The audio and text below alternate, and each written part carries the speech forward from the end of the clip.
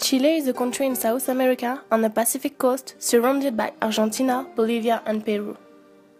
Over the 16 million Chileans, 14 million speak Chilean Spanish as their first language. The traditional dress of women is a pollera skirt.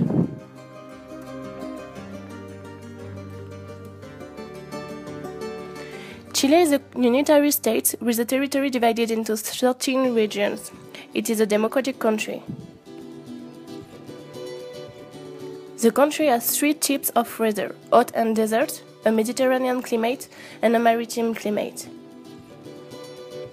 Ethnically, the Chilean population is estimated at nearly 95% white and mestizo. Around 82% of Chileans are Catholics.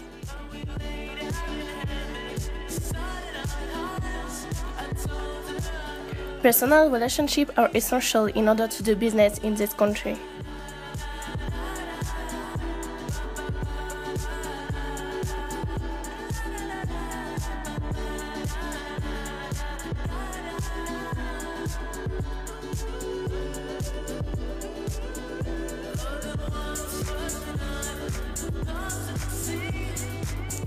Family is one of the most important parts of Chilean life. 90% of the population lives with their family, whereas only 8% live alone.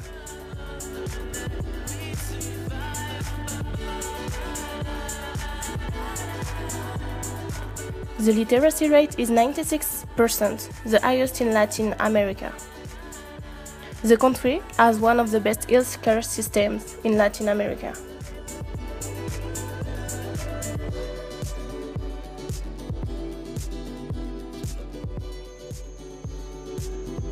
Chile's population is 17.3 million people, and more than a third are younger than 24 years old, where 66.8% has internet connectivity.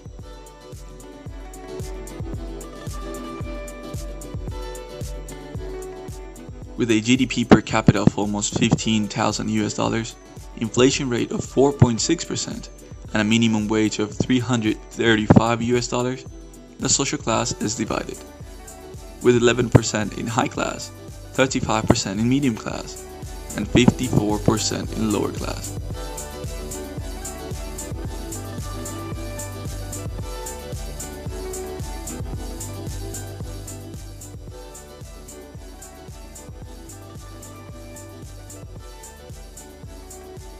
Chile has had positive net exports on the last 10 years, with 45% of it based on copper exports.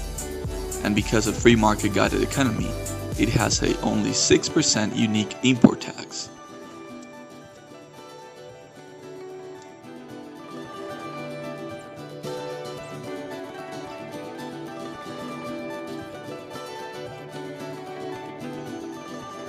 For all we have mentioned, and all you have seen, there is no surprise Chile is the second country with most foreign investment in the region.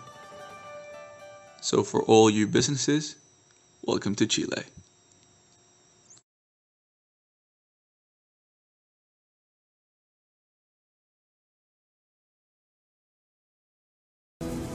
One leader of Chile's economic transformation was Hernán Bussi. You have to look backwards and see how much poverty there was some time ago in Chile. There was a perception then by people that was convinced that the way out for a society was communism. In 1970, Chile elected a new president. Salvador Allende was the candidate of both the socialist and communist parties. Allende took immediate and controversial steps to implement a centralized economic system fully controlled by the government. A strong percentage of the population legitimized violence as a form of resolving political differences. Allende was the founder of one of the organizations for the promotion of revolution in Latin America. And the expansion of the economic activities of the state were done not by law, not through parliament, but simply by taking over. They actually wanted to destroy the market as a way of taking over politically, and then you have the power, because when you take the market, then you have the power. Allende nationalized all businesses. He took over farms larger than 200 acres and sent armed militia to commandeer the mining companies as well as many small family-owned stores. He greatly increased government social programs to aid the poor. But the economy was in chaos and his government could not fund the programs they had created. In just 1 month, inflation soared to 22%, and in 1973, Chile's Supreme Court unanimously denounced Allende's actions as unconstitutional. In September of 1973, General of the Army Augusto Pinochet led a coup d'etat against the Allende government. As the army moved in, Salvador Allende committed suicide. In less than a day, a military junta controlled Chile, and Pinochet was proclaimed president. It is estimated that under his regime, 3,000 people were killed, and another 25,000 were imprisoned or tortured, including women and children. A dramatic monument to the disappeared stands today to remind Chileans of that terrible period. But there is a great paradox within Pinochet's rule. Many generals wanted the military to control the economy as well, but instead Pinochet invited outside experts to try and save the collapsing system. He handed over the restructuring of the country's economy to a group of young graduates of the University of Chicago, students influenced by the Nobel laureate Milton Friedman. They became known as the Chicago Boys. The Chicago influence in Chile was relevant because it created a new brand of economists, more modern, trained economists, people that believed in free markets and a free society. That kind of things were a novelty at the beginning of the 70s in Latin America and in Chile. Chile implemented an open trade policy, returned businesses to private ownership, and privatized the pension system.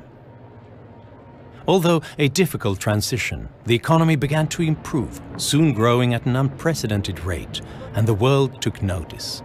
Competitive imports mean Chilean manufacturers have to raise productivity and quality or go to the wall.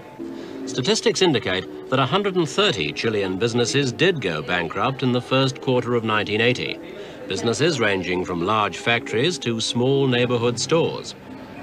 But at the same time, there are indications that industrial and agricultural production nationwide is slowly increasing. There is no shortage of customers for the wide range of goods on sale at reasonable prices. Although economic freedom had been achieved, political freedom would not be realized until 1991. Pinochet finally authorized an election and was defeated. He stepped down, although the legacy of his brutality lives on. This economy is the only way in which the poor can overcome their situation. And that we have seen in Chile 100%.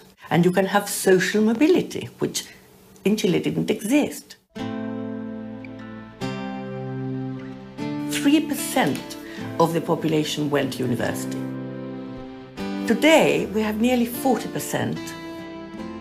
75% is the first generation that's going to university. To me, that's a much fairer country than the one that existed when I was little. Over the past 3 decades, Chile has transformed itself. Its poverty rate was then 40%. Today, it is 14%. Extreme poverty in Chile has dropped from 16% to 3%.